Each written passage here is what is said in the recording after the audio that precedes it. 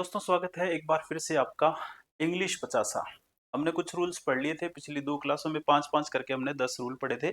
आज की इस क्लास में 5 रूल और पढ़ रहे हैं। हम क्या पढ़ रहे हैं? इंग्लिश 50 जो कि एयर फोर्स एग्जाम के लिए मोस्ट इम्पोर्टेंट ये 50 रूल्स हैं। इंग्लिश 50 इसको नाम दिया गया है। तो आज के 5 रूल्स देखिए कौन-कौन से हैं। तो वैसे हमने 10 रूल पढ़ लिए हैं, तो हम रूल नंबर 11th की बात करेंगे। आज हम पढ़ेंगे एक होता है लेस्ट। रूल नंबर 11 में आज हम पढ़ेंगे लेस्ट। और लेस्ट का हिंदी मीनिंग क्या होता है?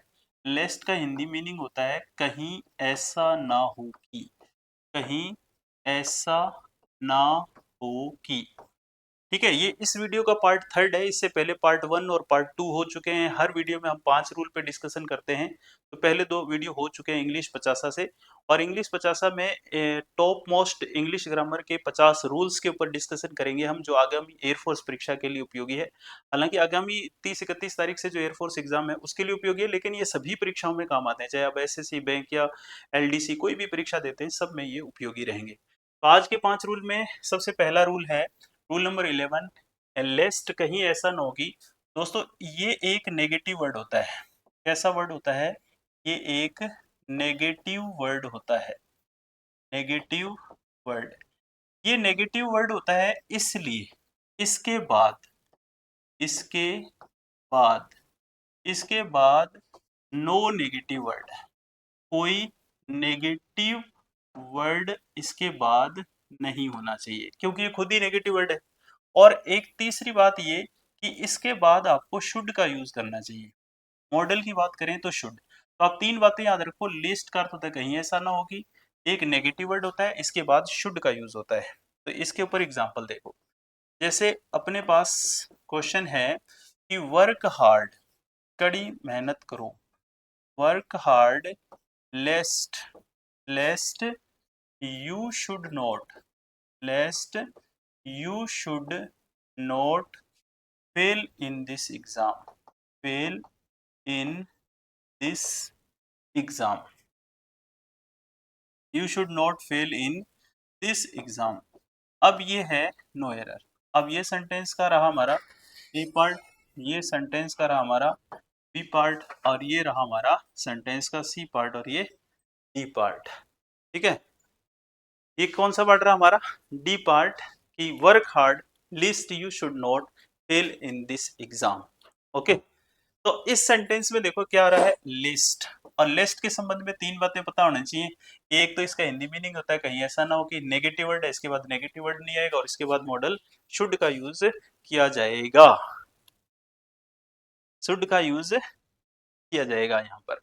तो देखो लेस्ट आ गया, लेस्ट के बाद शुड आ रहा है, बट कोई नेगेटिव वर्ड यहाँ पर नहीं आना चाहिए। ठीक है, ओनली बस 10-15 मिनट की अपनी ये क्लास रहेगी छोटी सी, जिसमें अपन 5 रूल के ऊपर डिस्कशन करेंगे। सिर्फ 5 रूल। तो इसमें पहले हमने 10 रूल पढ़ लिए हैं, 5 रूल डेली के हमारे। तो आज ये 11th रूल है। इसके बाद कुछ 1-2 रूल और देखते हैं। तो यहाँ पर लेस्ट आ रहा है और शुड आ रहा है। नेगेटिव वर्ड नहीं आना चाहिए। कभी कभी नेगेटिव वर्ड तो नहीं देता, लेकिन मॉडल को चेंज कर लेता है। जैसे हरी अप, ये क्वेश्चन है। क्वेश्चन क्या है? Hurry up.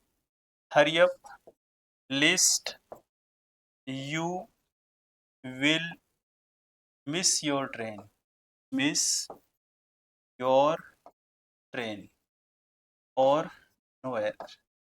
अब देखिए यहाँ पर सेंटेंस में ये इसका ए पार्ट हो गया, ये सेंटेंस का क्या हो गया? बी पार्ट हो गया, ये सेंटेंस का सी पार्ट है, ये पार्ट। अब इसमें फिर लेस्ट आ रहा है, लेकिन नेगेटिव वर्ड तो नहीं आ रहा, लेकिन मॉडल विल का भी यूज नहीं किया जाएगा। यहाँ पर क्या आना चाहिए था? शुड का यूज होना चाहिए। यहाँ पर किसका यूज हो जाए? शुड का यूज है। तो लेस्ट का ये रूल अपना यहाँ पर कंप्लीट होता है।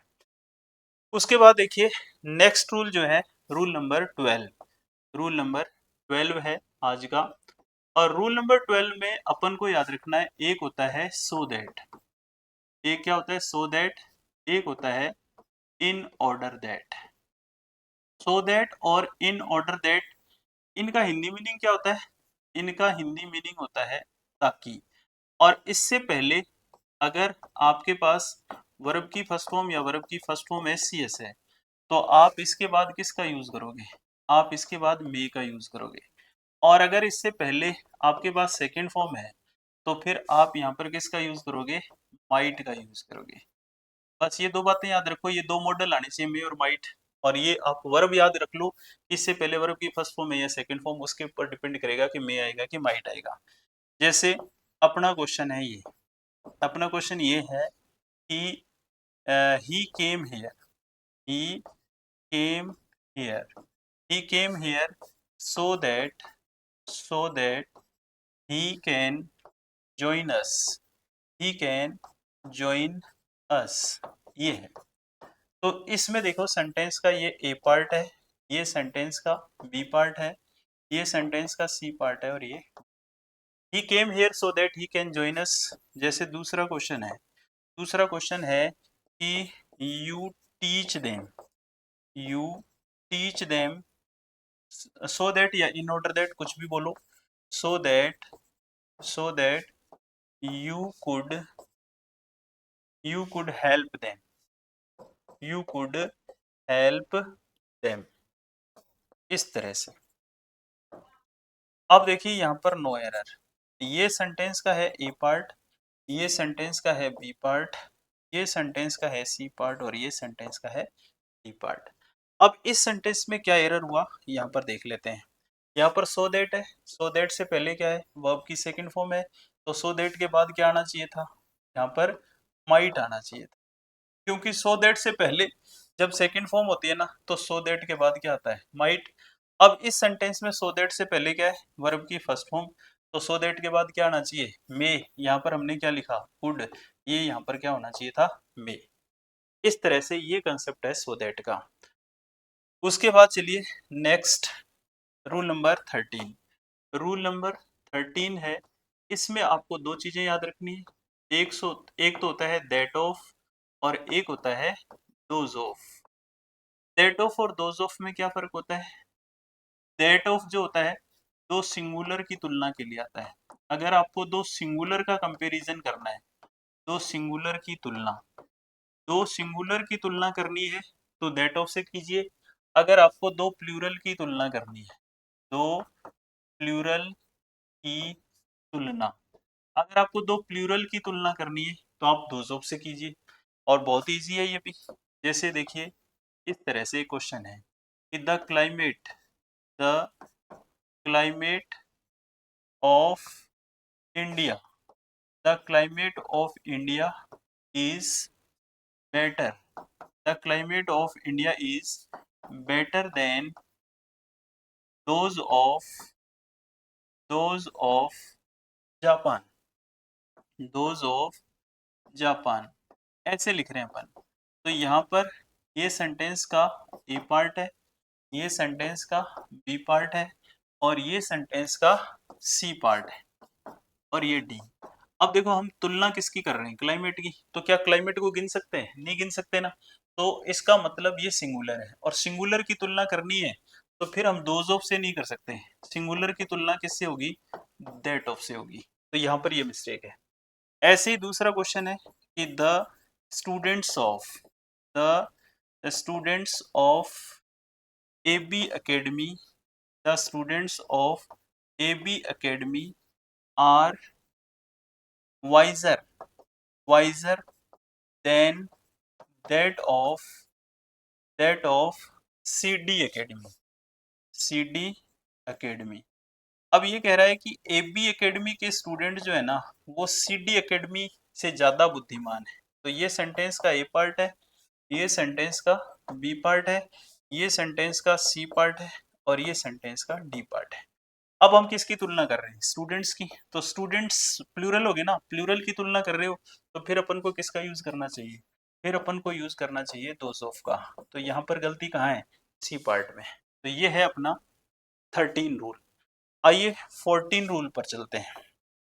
रूल नंबर 14, रूल नंबर 14 जो है वो है इफ से रिलेटेड। इफ जिसका हिंदी अर्थ क्या होता है, जिसका हिंदी अर्थ होता है यदि। आपके पास सब्जेक्ट भले ही कोई सा भी हो, आप इसके साथ वर्ब तो वर ही लगाओगे, सब्जेक्ट कोई भी हो। जैसे अपन ऐसे बोलते हैं कि इफ, क्वेश्चन क्या है अपने पास, if I am PM of India, PM of India, मान लो ये सेंटेंस है और ये है नो एरर वाला। अब ये सेंटेंस का रहा ए पार्ट, ये सेंटेंस का रहा बी पार्ट, ये हो गया सी पार्ट और ये हो गया डी। अब हमारे पास इफ आ रहा है, सब्जेक्ट कोई भी हो, लेकिन हम यहाँ पर लगाएंगे क्या, यहाँ पर हम लगाएंगे वर। दूसरा क्वेश्चन देख लो, जैसे if he is, if he is my friend, if he is my friend I would help him, I would help him, ये वाला सेंटेंस है। तो इसमें देखो यहाँ पर सेंटेंस का ये ए पार्ट है, ये सेंटेंस का अपना बी पार्ट है, ये सेंटेंस का सी पार्ट है और ये डी। अब फिर आ रहा है इफ सब्जेक्ट कोई भी हो, लेकिन अपन को क्या लगाना है, अपन को लगाना है भैया वर, यहाँ पर होगा वर। और आज का एक अंतिम रूल देख लेते हैं, रूल नंबर 15, आज का अंतिम रूल। तो 5 रूल डेली पढ़ो, आपको ज्यादा आपको समय नहीं लगेगा, 5 रूल डेली भी पढ़ेंगे तो हमारे 10 दिन में 50 रूल पूरे हो जाएंगे भैया, है ना। तो आज का हमारा 15वां रूल है। 15वां रूल है कि अगर हमारे पास हो एज इफ, एज इफ का हिंदी मीनिंग क्या होता है, एज इफ का हिंदी मीनिंग होता है मानो की, एज इफ का हिंदी मीनिंग होता है मानो की। और इससे पहले, अगर इससे पहले वर्ब की फर्स्ट फॉर्म है या वर्ब की फर्स्ट फॉर्म प्लस एस है, इन दोनों में से कुछ भी है, तो आप इसके बाद वर्ब भी लगा सकते हो और सेकंड फॉर्म भी लगा सकते हो। और एज इफ से पहले अगर वर्ब की सेकंड फॉर्म है तो फिर एज इफ के बाद आपको क्या लगाना चाहिए, हैड बीन लगाना चाहिए। ये दूसरा कलर अपने आप ही आ रहा है ना। अब देखो इस पर भी क्वेश्चन कर लेते हैं। क्वेश्चन ये है कि acts he acts as if he is an actor, ऐसे लिख रहे हैं। तो देखो एज इफ आ रहा है और एज इफ से पहले वर्ब की फर्स्ट फॉर्म है, तो बाद में क्या आना चाहिए, वर। तो यहाँ पर होना चाहिए था वर। he acts as if he were an actor, और ऐसे ही he behaved, he behaved as if he were a rich man, a rich man। अब देखो बच्चों यहाँ पर एज इफ है, इससे पहले बिहेव्ड वर्ब की सेकंड फॉर्म है, तो इसके बाद क्या आना चाहिए, इसके बाद हैड बीन होना चाहिए। तो इस तरह से ये वाला रूल है। तो ये टोटल हमारे 15 रूल कंप्लीट हो गए। अगली क्लास में फिर अपन 5 रूल और देखेंगे, ऐसे ऐसे करके हम जो है टोटल 50 रूल पढ़ेंगे, जो कि इंग्लिश ग्रामर के टॉप मोस्ट रूल माने जाते हैं, और उम्मीद है इनसे क्वेश्चन आ सकता है। तो अगली क्लास में फिर मिलते हैं, नमस्कार।